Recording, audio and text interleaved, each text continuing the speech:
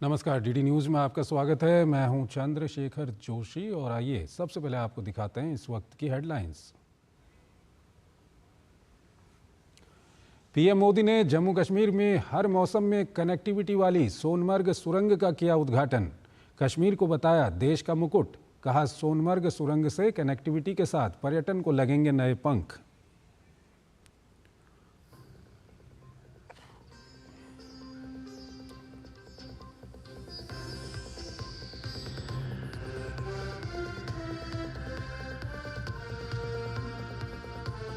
दिल्ली में झुग्गी पर बढ़ा झगड़ा। केजरीवाल के दावों पर एलजी ने कहा, झूठ बोलना बंद करें नहीं तो उनके खिलाफ होगी कार्रवाई।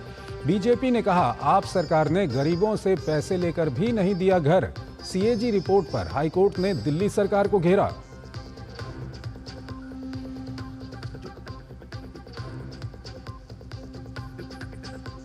सीमा मसले पर बांग्लादेश के उप उच्चायुक्त को विदेश मंत्रालय ने किया तलब। कहा, बाड़ लगाने सहित सीमा पर सुरक्षा उपायों के संबंध में भारत ने सभी प्रोटोकॉल और समझौतों का किया है पालन। बांग्लादेश से पहले की सभी सहमतियों का पालन करने की जताई उम्मीद।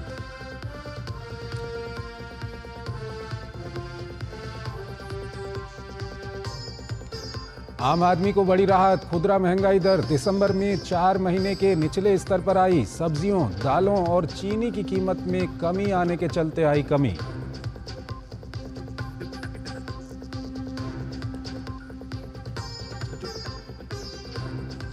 प्रयागराज में महाकुंभ की हुई शुरुआत। करीब 1.5 करोड़ से अधिक श्रद्धालुओं ने लगाई आस्था की डुबकी। पौष पूर्णिमा के स्नान के साथ ही कल्पवास भी प्रारंभ। कल पहला अमृत स्नान।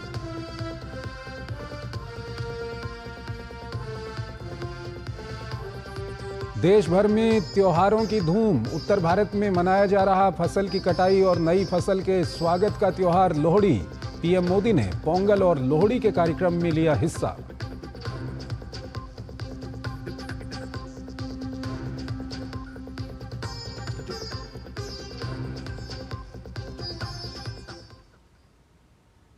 और आइए अब खबरों को विस्तार से देखते हैं। प्रधानमंत्री नरेंद्र मोदी ने संक्रांति पर्व के अवसर पर आयोजित कार्यक्रम में हिस्सा लिया। केंद्रीय मंत्री जी किशन रेड्डी के आवास पर आयोजित कार्यक्रम में पारंपरिक उत्सव और सांस्कृतिक कार्यक्रम का भी आयोजन हुआ। इस अवसर पर तेलुगु के स्टार अभिनेता चिरंजीवी भी मौजूद रहे।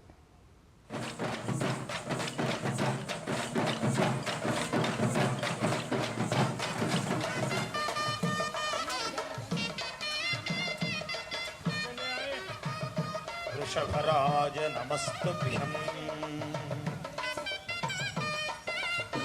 ओम चत्वारि शृंगा त्रयोश्च पादो द्वे शीर्षे सप्तहस्तासो अस्या। तैलं समर्पयामि अग्नेन यसुपधाराये अस्मान् विश्वानि देव वयुनानि विद्वान् योध्यस्मज्जुहुराणमेनो भूयिष्ठान्ते नम भुक्तिं विधेम। तैलधारां समर्पयामि भोगिरूप यज्ञेश्वराय तैलधारां समर्पयामि।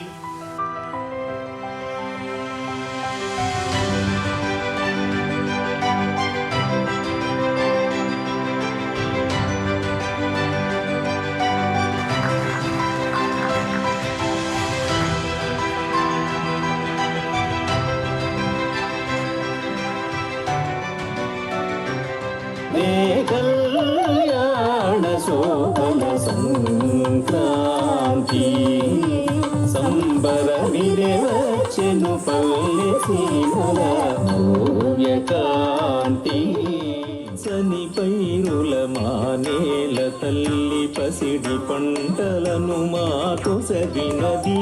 పచ్చని పైరుల మానేల తల్లి పసిడి పంటలను మాకు సగినది. రైతే రాజై కష్టే ఫలియం.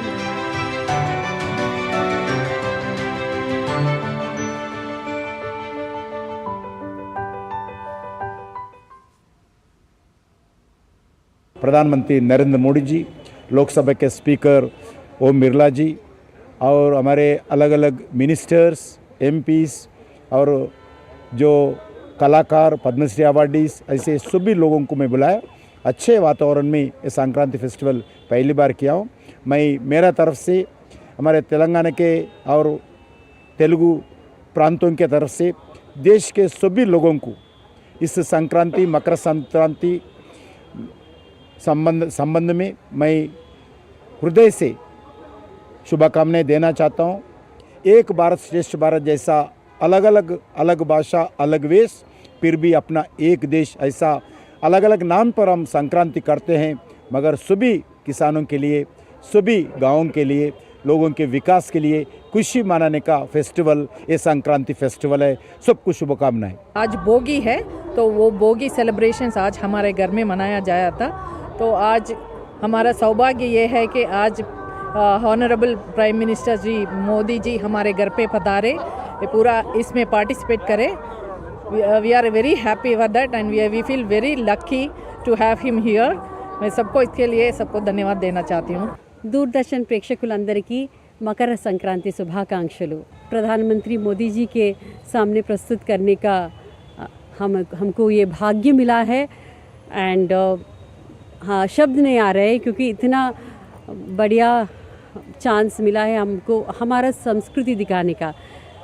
जो संक्रांति में जो हम करते हैं तेलुगु स्टेट्स में, आज हम डांस के रूप में कंसेप्शलाइज करके मैंने ये लिखवाया है और म्यूज़िक किया है और 25 डांसर्स के साथ हम प्रेजेंट किया है। It's honestly such an honor to perform for this beautiful festival of Sankranti, which is exclusively done, you know, in our cultures, and बहुत खुशी हुई।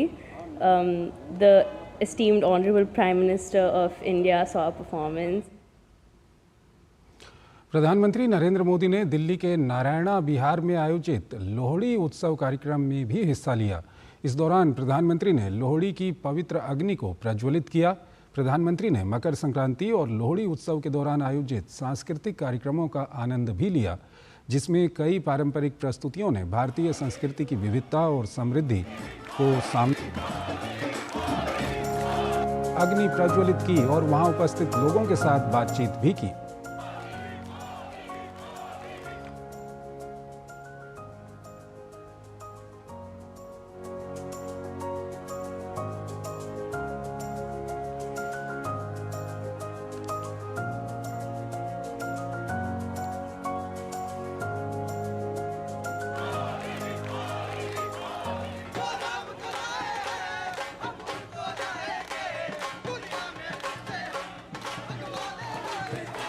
ਜਦੋਂ ਇਹ ਆਉਂਦੀ ਏ ਲੋੜੀ ਬੜਾ ਜੀ ਲਾਉਂਦੀ ਏ ਲੋੜੀ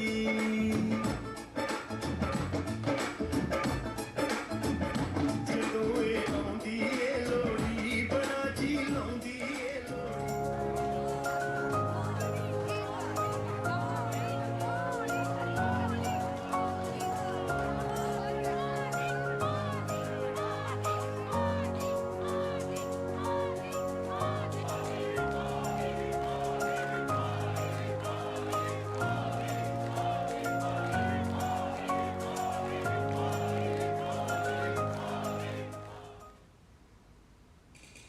और आइए अब अगली खबर की ओर आपको लिए चलते हैं। प्रधानमंत्री नरेंद्र मोदी ने आज जम्मू कश्मीर में सोनमर्ग जेड मोड़ सुरंग का उद्घाटन किया।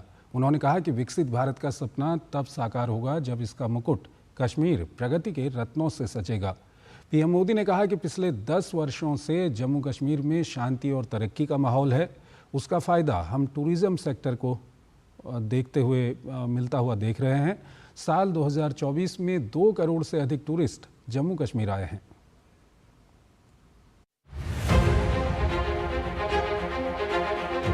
आज मुझे सोनमर्ग टनल देश को आपको सौंपने का मौका मिला। यानी जम्मू कश्मीर की लद्दाख की एक और बहुत पुरानी डिमांड आज पूरी हुई है। और आप पक्का मानिए, ये मोदी है, वादा करता है तो निभाता है। इस टनल का काम हमारी ही सरकार में पूरा भी हुआ है। और मेरा तो हमेशा मंत्र रहता है, जिसका प्रारंभ हम करेंगे उसका उद्घाटन भी हम ही करेंगे। होती है, चलती है, कब होगा कौन जाने, वो जमाना चला गया। विपरीत मौसम में प्राकृतिक आपदाओं के बावजूद साल भर संपर्क बनाए रखने वाली सोनमर्ग टनल का उद्घाटन किया गया। ये टनल श्रीनगर लेह हाईवे पर श्रीनगर से करीब 69 किलोमीटर दूर कुलन गांव से शुरू होती है और सोनमर्ग के शुटकड़ी गांव पर खत्म होती है। टनल की लंबाई 6.4 किलोमीटर की है। सोनमर्ग टनल का निर्माण 2700 करोड़ रुपए से अधिक की लागत से किया गया है और इसके निर्माण से क्षेत्र में पर्यटन के विकास की असीम संभावनाएं भी खुल गई हैं। इस टनल से इससे सर्दियों के इस मौसम में सोनमर्ग की कनेक्टिविटी भी बनी रहेगी। इससे सोनमर्ग समेत इस पूरे इलाके में टूरिज्म को भी नए पंख लगने वाले हैं। आने वाले दिनों में रोड और रेल कनेक्टिविटी के बहुत सारे प्रोजेक्ट्स जम्मू कश्मीर में पूरे होने वाले हैं। यही पास में ही एक और बड़े कनेक्टिविटी प्रोजेक्ट पर भी काम चल रहा है।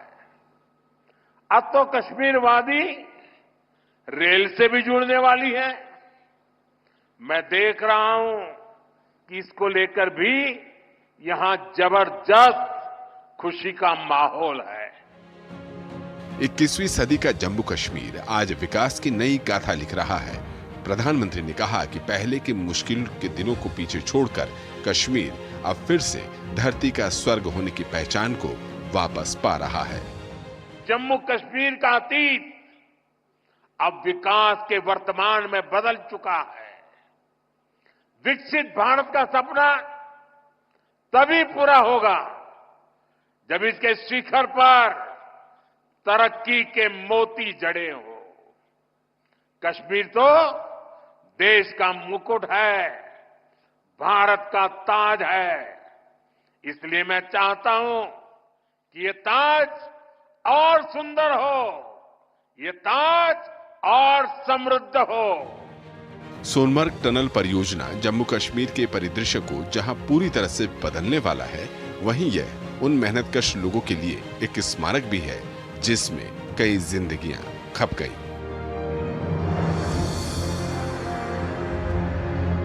जिन श्रमिक भाइयों ने कठिन से कठिन परिस्थितियों में काम किया, जीवन पर को भी संकट में डाल करके काम किया, साथ हमारे श्रमिक साथियों ने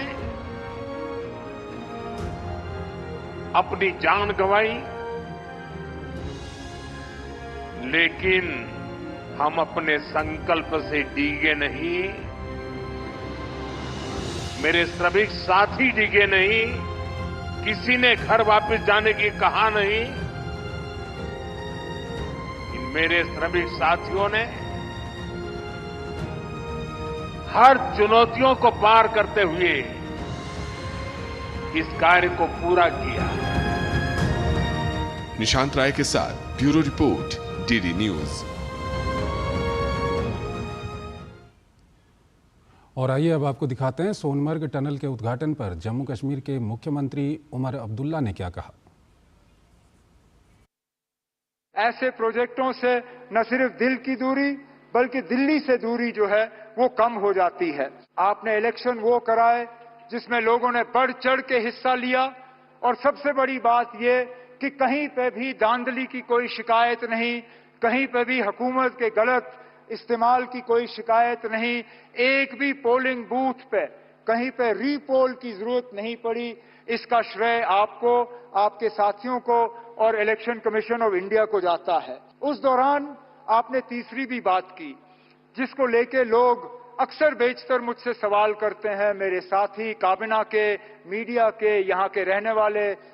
वो सवाल ये कि जनाब जम्मू कश्मीर को रियासत का दर्जा कब मिलेगा। मैं लोगों को यही कहता हूं कि वजीर आजम साहब ने 4 महीने में अपने इलेक्शन का वादा जो है वो पूरा किया है। मेरा दिल ये कहता है कि बहुत जल्दी वजीर आजम साहब अपना तीसरा वादा जो योग दिवस पे आपने जम्मू कश्मीर के लोगों के साथ किया वो आप पूरा करेंगे।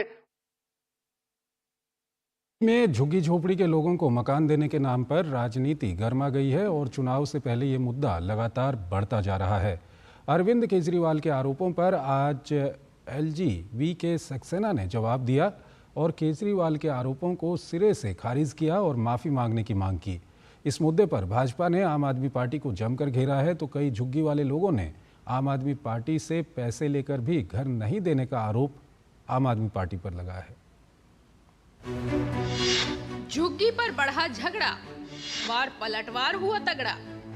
भाजपा ने किया दिल्ली सरकार पर वार, केजरीवाल के दावों का एलजी ने भी किया प्रतिकार। दिल्ली में विधानसभा चुनाव में झुग्गी वालों को लेकर सियासी घमासान जारी है। झुग्गी वालों के लैंड यूज बदलने को लेकर आम आदमी पार्टी के राष्ट्रीय संयोजक अरविंद केजरीवाल के आरोपों को एलजी ने तो खारिज किया ही है, भाजपा ने भी उस पर करारा पलटवार किया है। केजरीवाल ने झुग्गी झोपड़ी मामले में दिल्ली के एलजी पर आरोप लगाया था कि उन्होंने लैंड यूज चेंज करके झुग्गियों को तोड़ने का ऑर्डर जारी किया है। उनके बयान के बाद दिल्ली के एलजी का भी बयान सामने आया, जिसमें उन्होंने कहा कि ये पूरी तरह से गलत है और भ्रम फैलाया जा रहा है। आम आदमी पार्टी ने एक पेपर जारी करते हुए कहा है कि ये वही कागज है जिसमें लैंड यूज चेंज करने की बात की गई है और जल्द ही झुग्गियों को तोड़ दिया जाएगा। इस पर एलजी का कहना है कि ये वो जमीन नहीं है, वो दूसरी जमीन है।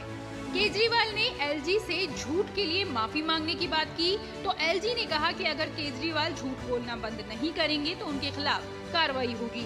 जहाँ तक एलजी महोदय की बात है, वो झूठ बोल रहे हैं। जब देखो भाजपा का झूठा प्रोपेगेंडा रन करते हैं। ये मिनट्स ऑफ मीटिंग्स है मेरे पास। लैंड यूज चेंज करने के विषय में कोई निर्णय नहीं हुआ है। उनको मेरी सलाह है कि वो तत्काल प्रभाव से इस विषय में झूठ बोलना बंद करें, वरना डीडीए उनके विरुद्ध कार्रवाई करें।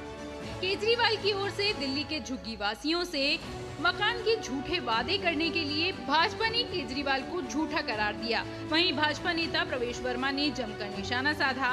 उन्होंने कहा कि केजरीवाल ने गरीब लोगों के पैसे जमा करवा लिए लेकिन अभी तक घर नहीं दिया। कांग्रेस भी इस मामले में केजरीवाल को घेर रही है।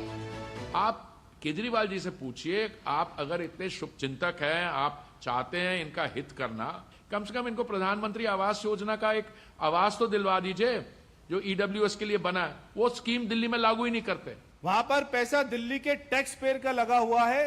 ये बेचारे गरीब लोगों की क्या गलती है कि इन्होंने 1 लाख रुपया 10 साल पहले जमा कराया था मगर इनको फ्लैट नहीं मिला है। एलजी साहब ने जो क्लैरिफिकेशन दिया है ये फिर से केजरीवाल के झूठ को पकड़ता है। केजरीवाल साहब इतना क्यों गुमराह करते हैं, इतना क्यों झूठ बोलते हैं, मुझे समझ में नहीं आता है। भाजपा की प्रेस कॉन्फ्रेंस में कुछ झुग्गी वाले भी पहुंचे जहां उन्होंने अपना दर्द बयां किया। उन्होंने कहा कि घर के लिए हमने पैसे जमा किए, सरकारी दफ्तरों के कई चक्कर काटे, लेकिन अभी तक घर की चाबी नहीं मिली। हाथ जोड़े भाई, सर कुछ कर दो, हम लोग को गरीब आदमी पैसे जमा हो चुके हैं, कर्ज लेके हम लोगों ने जमा किया था। हाँ जी हो जाएगा, 2 महीने 3 महीने का टाइम मांगते रहे, कभी ITO भेज रहे हैं, कभी दफ्तर भेज रहे हैं, लेकिन कभी कहीं कोई सुनवाई नहीं हुई हम लोग की। जाते हैं, रुक जाओ बहन जी हम बाद में दे देंगे, अब बाद में आना ऐसे कहते रहते थे, भगा देते। हमको वोट जिता दो एक बार और, अब 2 बार का हो गया, अब 1 बार और जिता दो, 3 बार हो जाएगा। दरअसल शुक्रवार को अमित शाह ने झुग्गी वालों के एक कार्यक्रम में झुग्गी के बदले मकान देने का वादा किया था। उसके बाद से ही आम आदमी पार्टी झुग्गी वालों का मामला उठा रही है। हालांकि भाजपा केजरीवाल पर करारा पलटवार कर रही है। शैलेंद्र मिश्र और धीरज कुमार के साथ bureau report, DD news. CAG की रिपोर्ट को दिल्ली विधानसभा में पेश नहीं करने के मुद्दे पर दिल्ली हाईकोर्ट ने आम आदमी पार्टी को फटकार लगाई है। कोर्ट ने आप सरकार को कहा है कि कैग रिपोर्ट को पेश नहीं करने से आपकी ईमानदारी पर संदेह होता है। हाईकोर्ट ने साथ ही कहा कि आपको रिपोर्ट को तुरंत स्पीकर को भेजना चाहिए था और इस पर सदन में चर्चा शुरू करनी चाहिए थी। हाईकोर्ट से फटकार के बाद भाजपा एक बार फिर से आम आदमी पार्टी पर हमलावर हो गई है तो आम आदमी पार्टी बैकफुट पर नजर आ रही है। सीएजी रिपोर्ट पर हाई कोर्ट सख्त, बीजेपी के आरोपों पर आम पस्त, दिल्ली हाई कोर्ट ने लगाई आपको फटकार, दिल्ली सरकार की ईमानदारी पर जताया संदेह। दिल्ली विधानसभा चुनाव से पहले आम आदमी पार्टी की सरकार की मुसीबतें बढ़ती जा रही हैं। दिल्ली उच्च न्यायालय ने सोमवार को नियंत्रक एवं महालेखा परीक्षक की रिपोर्ट पर विधानसभा में चर्चा में देरी को लेकर आम आदमी पार्टी के नेतृत्व वाली दिल्ली सरकार को फटकार लगाई। कोर्ट ने कहा कि कैग रिपोर्ट पर जिस तरह से आपने अपने कदम पीछे खींचे हैं, उससे आपकी ईमानदारी पर संदेह पैदा होता है। हाई कोर्ट ने आगे जोर देते हुए कहा कि आपको रिपोर्ट को तुरंत स्पीकर को भेजना चाहिए था और इस पर सदन में चर्चा शुरू करनी चाहिए थी। बीजेपी के साथ विधायकों की ओर से दायर याचिका में दिल्ली के प्रशासन से जुड़ी कैग की 14 रिपोर्ट्स को विधानसभा के पटल पर रखे जाने की मांग की गई थी।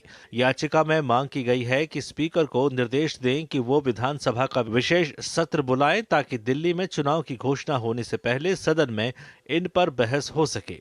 हालांकि हाईकोर्ट ने कहा कि अब जब चुनाव इतने नजदीक हैं तो विधानसभा का विशेष सत्र कैसे बुलाया जा सकता है। दिल्ली हाईकोर्ट में मामले की सुनवाई बुधवार को भी जारी रहेगी।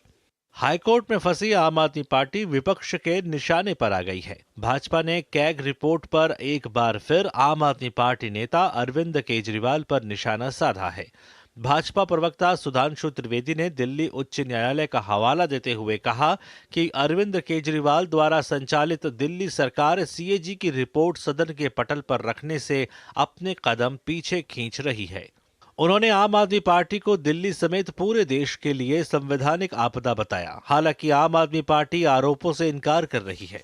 दिल्ली हाईकोर्ट ने एक ऑब्जर्वेशन यूज किया है कि Delhi government is dragging its feet, यानी अपने कदम खींच रही है इन प्लेसिंग द सीएजी रिपोर्ट, अर्थात दिल्ली की सरकार सीएजी की रिपोर्ट सदन के पटल पर रखने से कदम पीछे खींच रही है।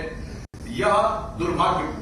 इससे यह साफ हो जाता है कि ये एनार्किस्ट तो है ही, ये आपदा तो थी ही। आर्थिक आपदा भी है, राजनीतिक आपदा भी है, विकास की आपदा के साथ साथ अब आम आदमी पार्टी की सरकार में संवैधानिक आपदा भी है। बीजेपी ने कैग रिपोर्ट का हवाला देते हुए दावा किया है कि शराब नीति घोटाले से दिल्ली को 2026 करोड़ रुपए का राजस्व घाटा हुआ है। भाजपा ने दावा किया कि दिल्ली शराब घोटाले में आप के कई नेताओं को रिश्वत मिली है। ब्यूरो इनपुट्स के साथ विकास सारथी की रिपोर्ट, डीडी न्यूज। भारत ने दिल्ली में मौजूद बांग्लादेश के उप उच्चायुक्त मोहम्मद नूरुल इस्लाम को भारतीय विदेश मंत्रालय में तलब कर सीमा मसले पर अपना सख्त रुख स्पष्ट किया। भारत ने उम्मीद जताई है कि बांग्लादेश द्वारा पहले की सभी सहमतियों को लागू किया जाएगा और सीमा पार अपराधों से निपटने के लिए एक सहयोगात्मक दृष्टिकोण अपनाया जाएगा। भारत ने सीमा पार आपराधिक गतिविधियों, तस्करी, अपराधियों की आवाजाही और तस्करी की चुनौतियों का प्रभावी ढंग से समाधान करके अपराध मुक्त सीमा सुनिश्चित करने की अपनी प्रतिबद्धता दोहराई। कांटेदार तार की बाड़ लगाना, सीमा पर प्रकाश व्यवस्था, तकनीकी उपकरणों की स्थापना और मवेशियों के लिए बाड़ लगाना सीमा की सुरक्षा के उपाय हैं। साथ ही ये भी बताया गया कि बाड़ लगाने सहित सीमा पर सुरक्षा उपायों के संबंध में भारत ने दोनों सरकारों और सीमा सुरक्षा बल और बॉर्डर गार्ड बांग्लादेश के बीच सभी प्रोटोकॉल और समझौतों का पालन किया है।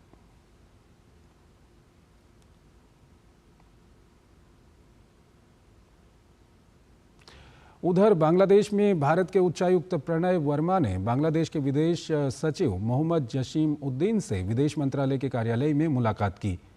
इस बैठक में भारत ने भारत बांग्लादेश सीमा को अपराध मुक्त सीमा सुनिश्चित करने, तस्करी, आपराधिक गतिविधियों और मानव तस्करी की चुनौतियों से प्रभावी ढंग से निपटने में अपनी प्रतिबद्धता दोहराई। वहीं बांग्लादेश ने भारत से सीमा पर शांति बनाए रखने में सहयोग जारी रखने का आग्रह किया है। इसके अलावा मोहम्मद जसीम उद्दीन ने भारतीय उच्चायुक्त को बांग्लादेश की सीमा संबंधित चिंता से भी अवगत कराया। भारतीय विदेश मंत्री डॉक्टर एस जयशंकर ने स्पेन के विदेश मामलों के मंत्री मैनुअल अल्वेरेज साझे के साथ साझा प्रेस को संबोधित किया। इस दौरान भारतीय विदेश मंत्री ने स्पेन और भारत के बीच लगातार मजबूत होते संबंधों का जिक्र किया। उन्होंने तकनीक, व्यापार, रेलवे, स्मार्ट सिटीज़, अर्बन विकास, डिजिटल जैसे क्षेत्रों में भारत और स्पेन के साझा संबंधों को मजबूत करने पर बल देते हुए भविष्य में भी जारी रखने पर सहमति जताई। When we look at our bilateral trade It is today about 10 billion euros. There are huge possibilities in railways, in digital, in urban technologies, smart cities, green and clean technologies. And there are already, I believe, 230 Spanish companies with a presence in India, and we would welcome more of them to join us in Make in India, Design in India, collaborate with India. विदेश मंत्री doctor S Jaishankar ने Spain की राजधानी Madrid में राष्ट्रपिता महात्मा गांधी को श्रद्धांजलि अर्पित की। गौरतलब है कि विदेश मंत्री डॉक्टर एस जयशंकर स्पेन के अपने पहले 2 दिवसीय आधिकारिक दौरे पर हैं। इस दौरे के क्रम में विदेश मंत्री स्पेन के समकक्ष मंत्री विदेश मंत्री मैनुअल अल्वेरेस के साथ द्विपक्षीय संबंधों और आपसी हितों के क्षेत्रीय और वैश्विक मामलों के सभी पहलुओं पर चर्चा करेंगे। वो स्पेनिश राजदूतों के 9वें वार्षिक सम्मेलन को भी संबोधित करेंगे और भारतीय समुदाय से मुलाकात भी करेंगे। भारत ग्लोबल साउथ में एक लीडर बनकर उभरा है। अपनी इसी भूमिका के तहत भारत ने अफ्रीकी देश लेसोतो को खाद्यान्न सहायता की दूसरी किस्त भेजी है। मुंबई के न्हावा शेवा पोर्ट से लेसोथो के लिए सोमवार को 1000 मीट्रिक टन ज्वार की खेप रवाना की गई। विदेश मंत्रालय के प्रवक्ता रणधीर जायसवाल ने सोशल मीडिया साइट एक्स पर लिखा, भारत और लेसोथो ग्लोबल साउथ में एक दूसरे के करीबी भागीदार हैं। ये सहायता लेसोथो में खाद्य सुरक्षा मुद्दों को हल करने में मदद करेगी।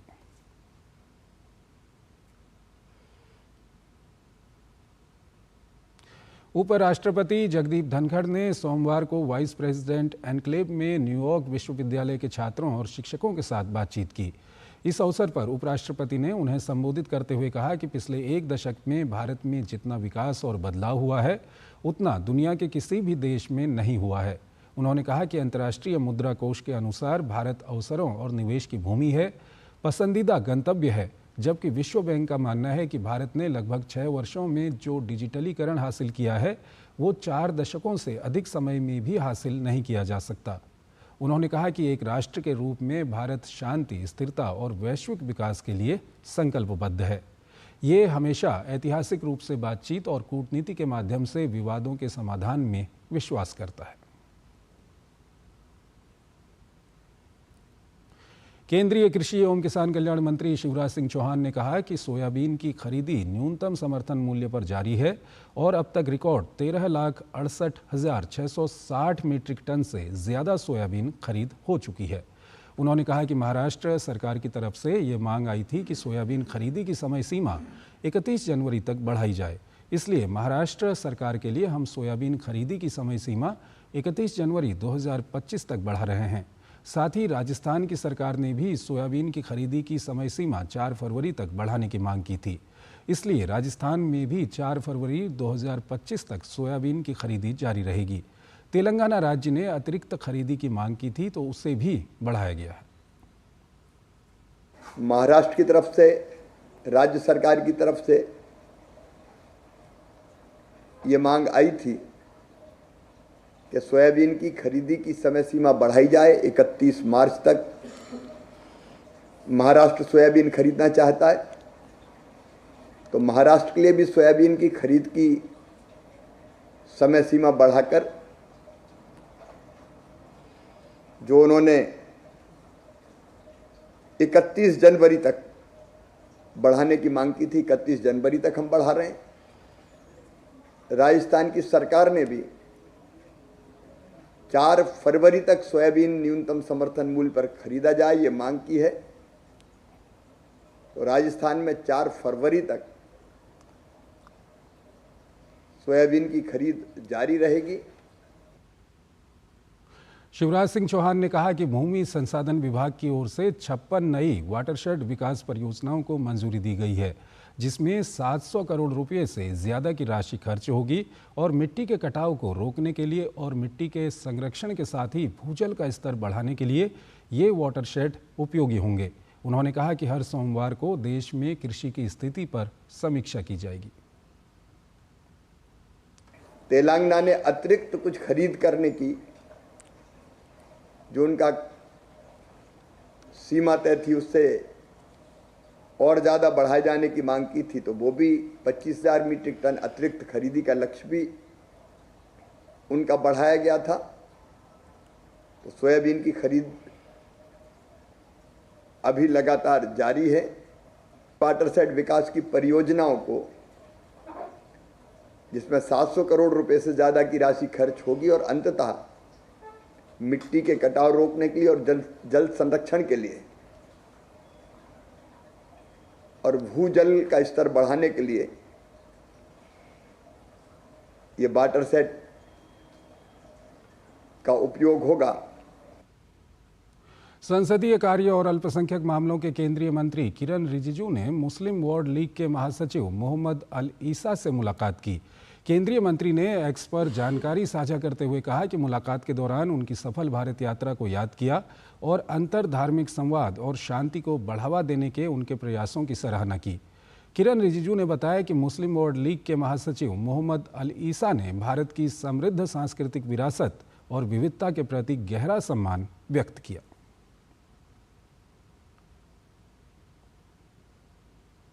आयुष्मान भारत योजना को लागू करने वाला ओडिशा 34वां राज्य बन गया है। सोमवार को दिल्ली में भारत सरकार के राष्ट्रीय स्वास्थ्य प्राधिकरण और ओडिशा सरकार के बीच समझौता ज्ञापन पर हस्ताक्षर हुआ। इस अवसर पर केंद्रीय स्वास्थ्य मंत्री जेपी नड्डा, ओडिशा के मुख्यमंत्री मोहन चरण मांझी, केंद्रीय मंत्री धर्मेंद्र प्रधान, अश्विनी वैष्णव, जुएल ओरांव और ओडिशा के उप मुख्यमंत्री कनकवर्धन सिंह देव उपस्थित रहे। दुनिया की सबसे बड़ी स्वास्थ्य बीमा योजना अब ओडिशा में भी लागू हो गई है। आयुष्मान भारत प्रधानमंत्री जन आरोग्य योजना को लागू करने वाला ओडिशा देश का 34वां राज्य बन गया है।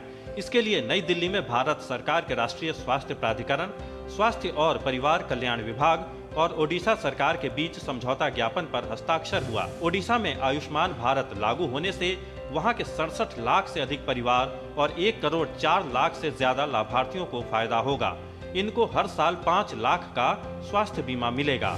इस अवसर पर केंद्रीय स्वास्थ्य मंत्री जेपी नड्डा ने कहा कि राजनीतिक कारणों से ओडिशा आयुष्मान भारत योजना से वंचित रहा था, लेकिन अब ओडिशा विकास की मुख्य धारा में आगे बढ़ रहा है। आज जब उत्तरायण का प्रारंभ हो रहा है तो शायद उड़ीसा में भी उत्तरायण से हम आगे बढ़ रहे हैं और हम आज उस पल पर पहुंच चुके हैं जहां कि हम विकास के दृष्टि से मुख्य धारा में उड़ीसा को ला सकेंगे।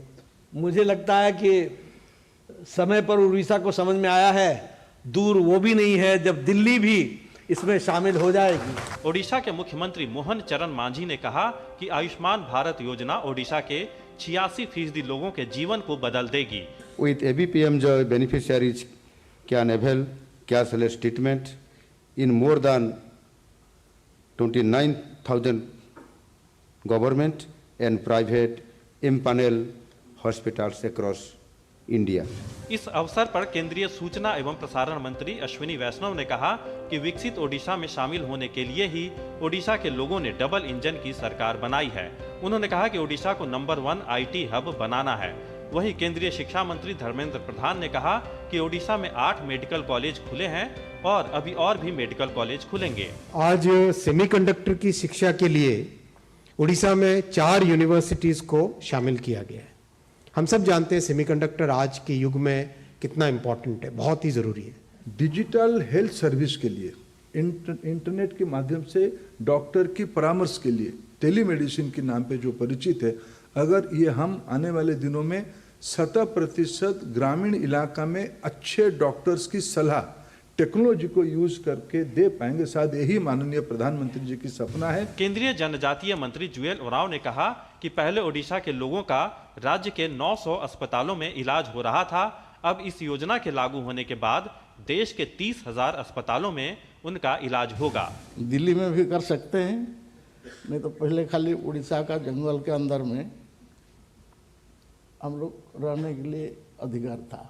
अभी अब फ्री कर दिया, हम कहीं भी जा, हिमाचल भी जा सकते हैं, उत्तराखंड भी जा सकते हैं, मध्य प्रदेश, छत्तीसगढ़, मुंबई, दिल्ली, ये सब में जा सकते हैं। आयुष्मान भारत योजना 2018 में लागू हुई थी। अब तक देश की कुल 45% आबादी इस योजना से जुड़ चुकी है और 70 साल से अधिक आयु के 6 करोड़ से अधिक लोग योजना का लाभ उठा रहे हैं। नितेंद्र सिंह की रिपोर्ट, डीडी न्यूज, दिल्ली। प्रधानमंत्री नरेंद्र मोदी ने ओडिशा में आयुष्मान भारत योजना लागू होने पर ओडिशा वासियों को बधाई दी। प्रधानमंत्री ने सोशल मीडिया प्लेटफॉर्म एक्स पर ओडिशा के मुख्यमंत्री की पोस्ट को साझा करते हुए कहा कि ओडिशा के लोगों को बधाई। ये वास्तव में एक विडंबना थी कि ओडिशा के मेरे भाई बहनों को पिछली सरकार द्वारा आयुष्मान भारत के लाभों से वंचित रखा गया था। ये योजना सस्ती दरों पर उच्चतम गुणवत्ता वाली स्वास्थ्य सेवा सुनिश्चित करेगी। इससे विशेष रूप से ओडिशा की नारी शक्ति और बुजुर्गों को लाभ होगा। मेटा के सीईओ मार्क जुकरबर्ग द्वारा भारत को लेकर दिए गए गलत बयान को केंद्रीय मंत्री अश्विनी वैष्णव ने निराशाजनक बताया है। सोशल मीडिया साइट पर किए पोस्ट में उन्होंने लिखा, दुनिया के सबसे बड़े लोकतंत्र के रूप में भारत ने 2024 के चुनावों में 640 मिलियन से अधिक मतदाताओं के साथ चुनाव लड़ा। भारत के लोगों ने प्रधानमंत्री नरेंद्र मोदी जी के नेतृत्व में एनडीए पर विश्वास जताया है। जुकरबर्ग का ये दावा कि 2024 के चुनाव में भारत सहित अधिकांश मौजूदा सरकारें कोविड के बाद हार गईं, तथ्यात्मक रूप से गलत है। 800 मिलियन लोगों के लिए मुफ्त भोजन, 2.2 बिलियन मुफ्त टीके और कोविड के दौरान दुनिया भर के देशों को सहायता, भारत की सबसे तेजी से बढ़ती अर्थव्यवस्था और पीएम मोदी की निर्णायक तीसरी बार की जीत सुशासन और जनता के विश्वास का प्रमाण है। मेटा के जुकरबर्ग द्वारा खुद गलत सूचना देना निराशाजनक है। हमें तथ्यों और विश्वसनीयता को बनाए रखना है।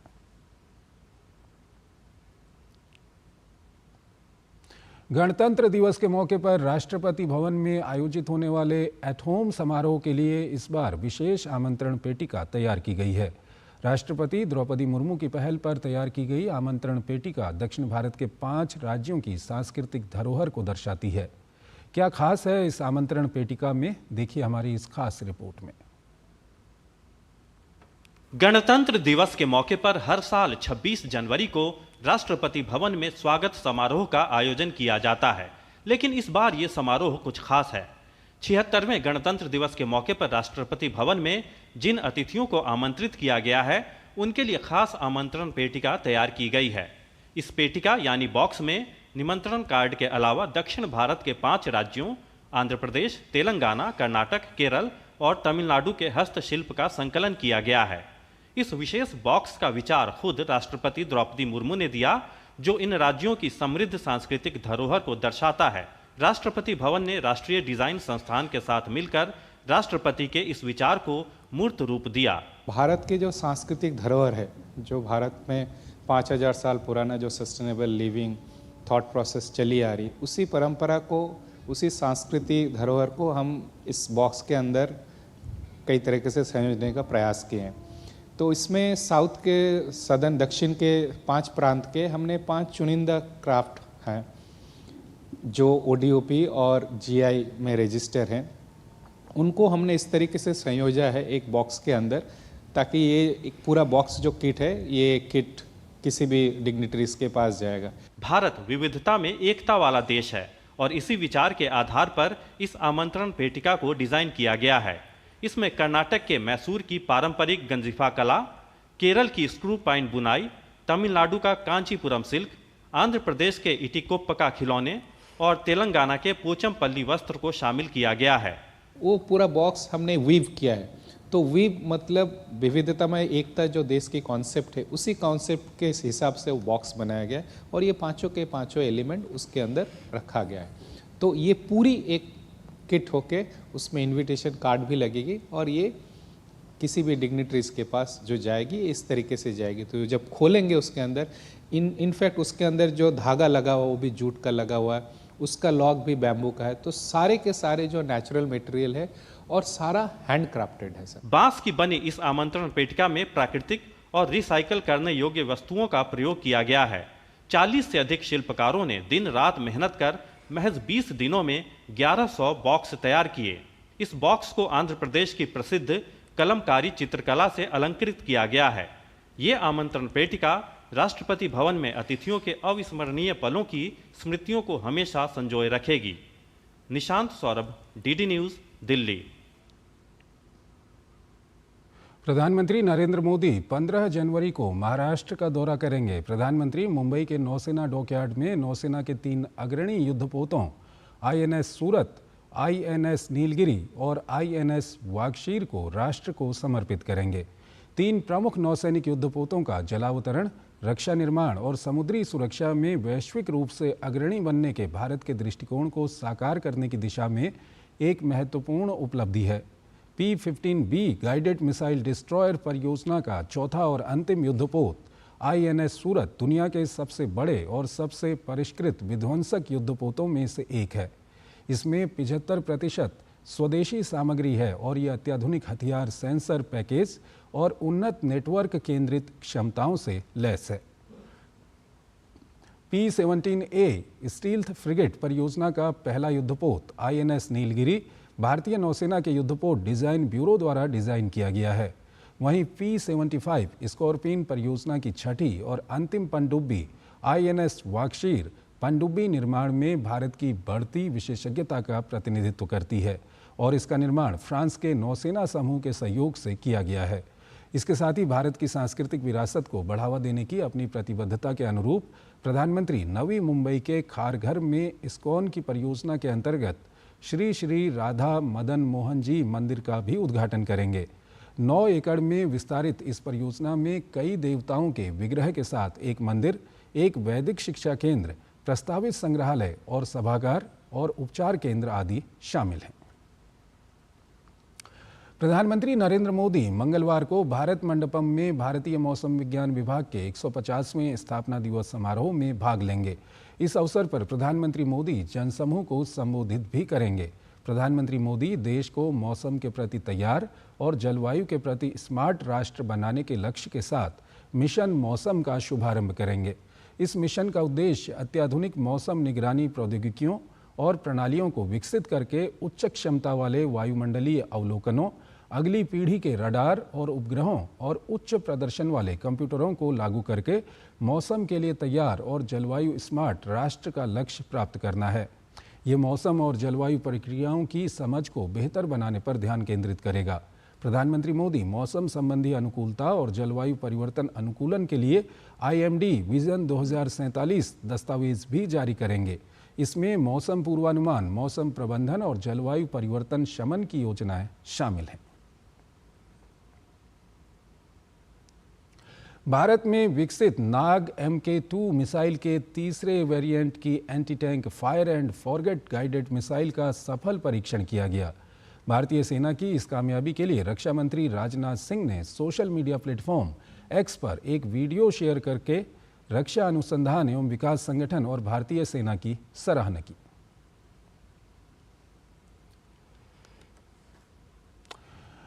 नेशनल टेस्टिंग एजेंसी ने 15 जनवरी 2025 को होने वाली UGC नेट परीक्षा स्थगित कर दी है। इस तिथि पर मनाए जाने वाले पोंगल, मकर संक्रांति और अन्य त्योहारों को देखते हुए ये निर्णय लिया गया है।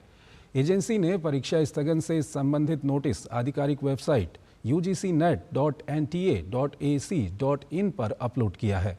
हालांकि 16 जनवरी 2025 को होने वाली परीक्षा तय कार्यक्रम के अनुसार ही आयोजित की जाएगी।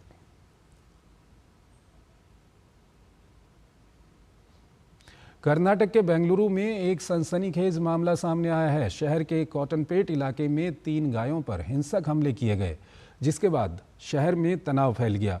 पुलिस ने आरोपी को गिरफ्तार कर लिया है। इस घटना के बाद भारतीय जनता पार्टी ने राज्य सरकार पर हमला बोला है। बीजेपी नेता और पूर्व IPS अधिकारी भास्कर राव ने आरोप लगाया कि बेंगलुरु गाय के साथ बर्बरता की घटना साजिश के तहत की गई है। उनका कहना था कि राज्य सरकार की किस्मत अच्छी थी कि कोई रक्तपात नहीं हुआ है। भाजपा नेता ने मामले में गौमांस निषेध कानून के तहत कोई मामला दर्ज नहीं किए जाने का आरोप लगाया।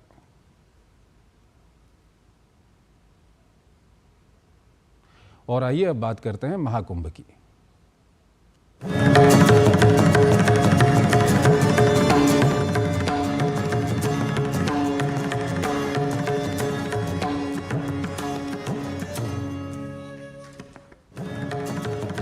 दुनिया के सबसे बड़े आस्था के महाकुंभ की आज से शुरुआत हो गई है। आज पहले स्नान के साथ शुरू हुए महाकुंभ में देर शाम तक 1.5 करोड़ से ज़्यादा लोगों ने स्नान कर लिया है।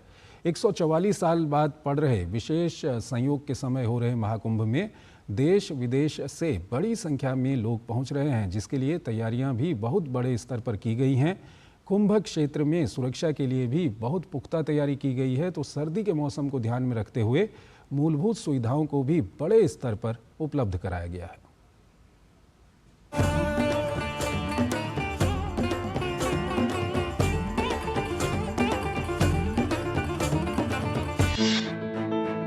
अश्वमेध सहस्त्राणि वाजपेयी शतानि च लक्ष्य प्रदक्षिणा भूमे कुंभ स्नानेन तत्फलम्।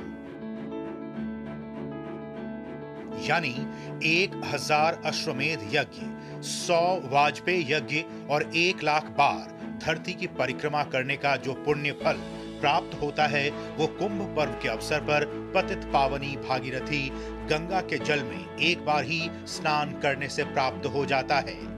और वो शुभ दिन पौष पूर्णिमा के साथ ही शुरू हो गया, जब सनातन गर्व के महापर्व के अवसर पर देश और दुनिया से आए लाखों भक्तों और श्रद्धालुओं ने मोक्ष और मुक्ति की कामना के साथ त्रिवेणी के संगम में डुबकी लगाई।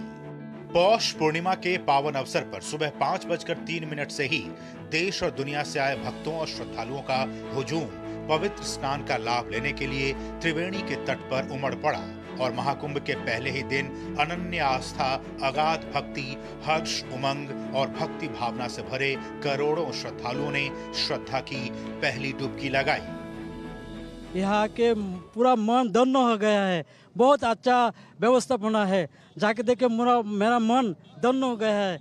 हम सब लोग को हमारा त्रिपुरा से बोल सकता हूँ, आप इधर आ जाओ और देखो क्या है उत्तर प्रदेश का सरकार का क्या व्यवस्थापना है। धन्यवाद जोगी जी को। पौष पूर्णिमा कल्पवास की शुरुआत का प्रतीक भी है। पौष पूर्णिमा के स्नान के साथ ही महाकुंभ मेले में कल्पवास भी प्रारंभ हो गया। दरअसल कल्पवास एक प्रकार का व्रत है, जिसमें साधक या व्यक्ति एक निश्चित अवधि के लिए विशेष नियमों का पालन करते हुए साधना करता है।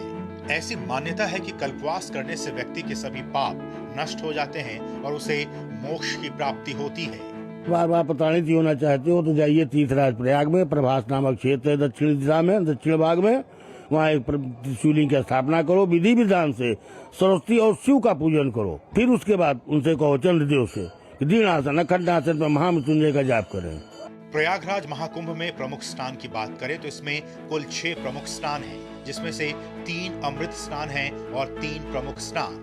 इनमें पहला प्रमुख स्नान 13 जनवरी को पौष पूर्णिमा के दिन संपन्न हुआ, जबकि पहला अमृत स्नान 14 जनवरी को मकर संक्रांति के दिन होगा।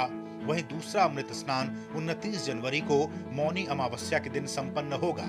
महाकुंभ में तीसरा अमृत स्नान 3 फरवरी को बसंत पंचमी के दिन है।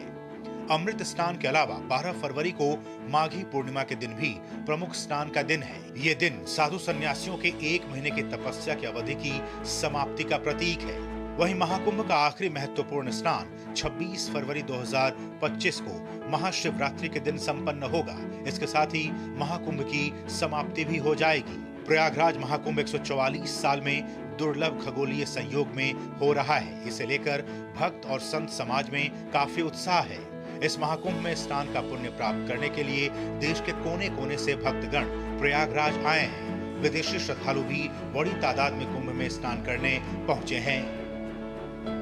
Bureau report, DD news. Prayagraj में 13 जनवरी से 26 फरवरी तक चलने वाले महाकुंभ में बड़ी संख्या में युवा भी इसका हिस्सा बनने जा रहे हैं। अग्निपुराण और महाभारत में कहा गया है कि तीर्थराज प्रयाग में 60 करोड़ 10,000 तीर्थों का सर्वदा वास होता है। इस कुंभ मेले में संत, भक्त, योगी, भोगी, देवी देवता समेत कई दृश्य अदृश्य शक्तियां तीर्थराज के दर्शन के लिए आते हैं। लेकिन इस बृहद आयोजन की चकाचौंध के बीच कुंभ पर्व के मूल तत्व को नहीं भूलना चाहिए। तीर्थराज प्रयाग संगम में कुंभ पर्व के सेवन का क्या है सही तरीका, देखिए हमारे संवाददाता अजय मिश्र की ये खास रिपोर्ट। प्रयागराज का महाकुंभ पूरी दुनिया में सनातन मूल्यों को प्रदर्शित करने वाला सबसे बड़ा आयोजन है। हर 12 वर्षों में एक बार लगने वाले इस बार के पूर्ण महाकुंभ में माना जा रहा है कि 45 से 50 करोड़ लोग इन 45 दिनों के भीतर कुंभ महानगर का दर्शन करेंगे। यानी इटली, फ्रांस और यूनाइटेड किंगडम की पूरी जनसंख्या को मिला लें तो उससे भी ज्यादा लोग प्रयागराज की धरती पर दिव्य, भव्य और डिजिटल महाकुंभ का हिस्सा बनेंगे। लेकिन तीर्थराज प्रयाग की इस पावन धरा पर आने के साथ ही हम सभी को तीर्थ सेवन के कुछ सामान्य नियमों का पालन जरूर करना चाहिए। संगम की पावन धरा न केवल गंगा, यमुना, सरस्वती का पवित्र संगम है, बल्कि ज्ञान, भक्ति और वैराग्य का भी संगम है। और इस पावन धरा पर जो अमृत कण गिरे, उन अमृत कणों को समेटने के लिए, उन अमृत कणों के तत्व को समाहित करने के लिए एक बार फिर से हम सभी को अपने अंदर के समुद्र का मंथन करना होगा। जब तक कोई भी संभाषण, कोई भी प्रवचन, कोई भी संवाद ज्ञान के अभाव में होगा, चाहे वैराग्य के अभाव में होगा, वो तर्कपूर्ण नहीं होगा, तथ्यपूर्ण नहीं होगा, वो तत्वपूर्ण भी नहीं होगा। तो परमात्मा है क्या? तत्वमय है। शिवपुराण सहित कई सनातन ग्रंथों में बार बार ये सलाह दी गई है कि अन्य क्षेत्रे कृतं पापम तीर्थ क्षेत्रे विनश्यति, तीर्थ क्षेत्रे कृतं पापम वज्रलेपो भविष्यति। यानी अन्य क्षेत्र में किया गया पाप तीर्थ क्षेत्र या फिर धर्म क्षेत्र में नष्ट हो जाता है, लेकिन तीर्थ क्षेत्र में किया गया पाप वज्रलेप के समान कभी नष्ट नहीं होता। इसलिए बार बार संत जन सलाह देते हैं कि तीर्थ क्षेत्रों के सेवन में बहुत ही सावधानी रखनी चाहिए। और अगर आपको तीर्थराज प्रयाग में कुंभ के तत्वों को आत्मसात करना है तो सत्संग की गंगा में गोता लगाना ही होगा। जिस प्रकार से जब हम गंगा के किनारे बैठ करके गंगा को सिर्फ आवाहित करें तो हम तब तक नहीं भीगने वाले हैं। तो हम निर्मल होकर के एकदम जैसे सरेंडर करते हैं गंगा जी में, एक एक कदम बढ़ाते जाते हैं, ज्यों ज्यों गंगा जल में बढ़ते जाते हैं वैसे वैसे हम भीगते जाते हैं। वैसे ही जितना संत समागम होता जाएगा, धीरे धीरे धीरे धीरे धीरे आप प्रवेश होते जाएंगे, तत्वों का ज्ञान होता जाएगा, आपकी अपनी ही चेतना जागृत हो जाएगी। तीर्थराज प्रयाग की धराधाम में जितने भी क्षण आप बिताते हैं उसके पुण्य का तो बखान नहीं किया जा सकता, लेकिन जहाँ तक संभव हो प्रयास करें कि आपके किसी भी कार्य से किसी के भी मन को ठेस न पहुंचे। जहाँ तक हो सके दीन दुखियों की मदद करने का प्रयास करें। और सबसे जरूरी ये कि आप प्रयाग आने के अपने अंतिम लक्ष्य को कतई न भूलें। स्वयं हरिहर ने यहाँ पर यज्ञ, तप और दक्षिणा की प्रतिष्ठा देखकर इसका नाम प्रयाग रखा है और हम सभी को इसी यज्ञ, तप और दान की महिमा को अक्षुण्ण बनाए रखना है। आप सभी लोग महाकुंभ की यात्रा पर जा ही रहे होंगे, तो अपने तन, मन और धन को शुद्ध करने के लिए हम सभी लोग जाते हैं। हम सभी जानते हैं कि अपने तन को शुद्ध करने के लिए हम माँ त्रिवेणी में स्नान करते हैं, धन की शुद्धि के लिए हम दान करते हैं, दान की बहुत बड़ी महत्ता है। लेकिन अगर मन को शुद्ध करना है तो इस तरह के सत्संग भी आपको करना अत्यंत अत्यंत आवश्यक है। कैमरामैन शिव सुमन के साथ अजय मिश्र, डीडी न्यूज़। महंगाई के मोर्चे पर आम आदमी के लिए राहत भरी खबर है। खुदरा महंगाई दर दिसंबर में 4 महीने के निचले स्तर पर आई। दिसंबर में खुदरा महंगाई 4 महीनों के निचले स्तर पर। दिसंबर में महंगाई दर 5.22% पर। नवंबर में महंगाई दर 5.48% थी।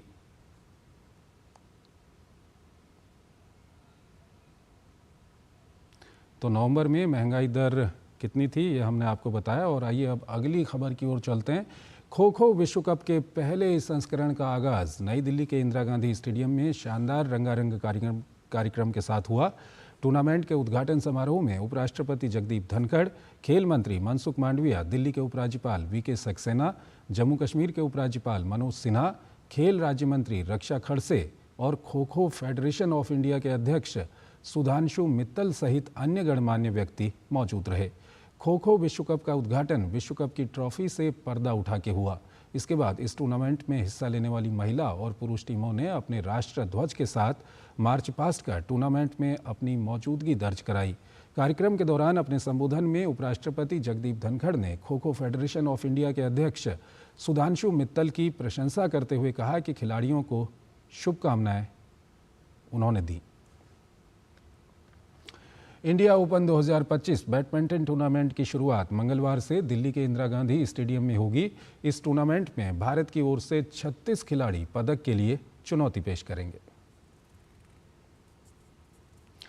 और बैडमिंटन टूर्नामेंट का आगाज 14 जनवरी से नई दिल्ली में होगा। इससे पहले दिल्ली में आयोजित एक प्रेस कॉन्फ्रेंस में 2 बार की ओलंपिक पदक विजेता पीवी सिंधु, लक्ष्य सेन, चिराग शेट्टी और सात्विक साईराज रंकी रेड्डी ने हिस्सा लिया। इस मौके पर पीवी सिंधु ने कहा कि इस टूर्नामेंट में उनकी कोशिश कोर्ट पर वापसी करने की होगी। I think it's perfectly all right, and I'm of course really looking forward, because at the end of the day, you need to be 100% and give your 100%.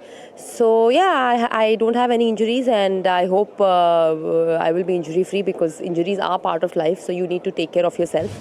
वहीं सात्विक साईराज रंकीरेड्डी ने कहा कि इस सीजन की शुरुआत में मलेशिया ओपन के सेमीफाइनल में हार के बाद उनकी कोशिश इंडियन ओपन में खिताब पर कब्जा जमाने की होगी। हम लोग रेडी है इस टूर्नामेंट खेलने के लिए। हम लोग साल में एक बार खेलते हैं और हम लोग ऑलरेडी ईयर स्टार्ट कर चुके हैं, मलेशिया में खेल चुके हैं। हम लोग अभी रिदम आ रहा है हमारा रिदम, तो हम लोग इधर सोचते मतलब इधर अच्छा करने के लिए। लास्ट टाइम भी अच्छा खेला था इधर, लेकिन इस बार और अच्छा खेलने के लिए कोशिश करेंगे। दिल्ली के इंदिरा गांधी स्टेडियम में आयोजित होने वाले इस टूर्नामेंट में भारत अब तक अपने सबसे बड़े दल के साथ उतरेगा। पहली बार भारत के 36 खिलाड़ी कोर्ट पर अपनी खेल प्रतिभा का प्रदर्शन करते नजर आएंगे। साथ ही इस प्रतियोगिता में दुनिया के शीर्ष खिलाड़ी भी अपने खेल कौशल का जलवा बिखेरते नजर आएंगे। सुशील कुमार की रिपोर्ट, डीडी न्यूज। तो इस बुलेटिन में फिलहाल इतना ही। आप बने रहिए डीडी न्यूज के साथ। नमस्कार।